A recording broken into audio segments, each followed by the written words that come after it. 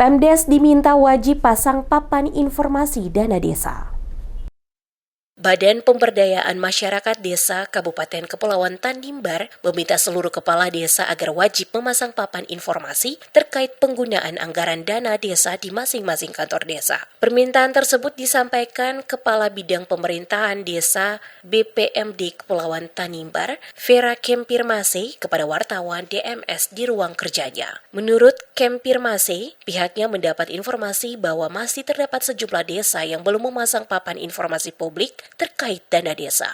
Padahal, menurutnya, transparansi penggunaan dana desa merupakan hal penting karena dana tersebut bersumber dari uang rakyat. Ia menambahkan, setiap kali dilakukan evaluasi terhadap APBDes Induk, pihaknya selalu menekankan agar setiap desa wajib memiliki baliho transparansi anggaran. Ukuran baliho tersebut, kata dia, adalah 12 kali 6 meter dan harus dipasang segera setelah APBDes ditetapkan, bukan menjelang akhir tahun. Dari hasil pantauan diketahui masih ada beberapa desa di Kecamatan Tanimbar Selatan yang belum memasang baliho transparansi publik, di antaranya Desa Lat Dalam, Desa Lermatang, dan sejumlah desa lainnya.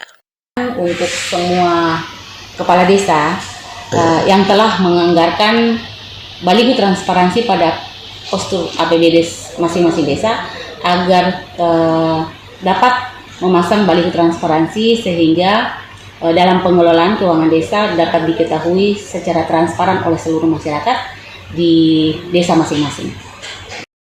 Kempirmase menambahkan pihaknya tidak memiliki anggaran khusus untuk melakukan pengawasan langsung ke lapangan. Namun, menurutnya kewenangan pengawasan terkait hal tersebut berada di Inspektorat Daerah.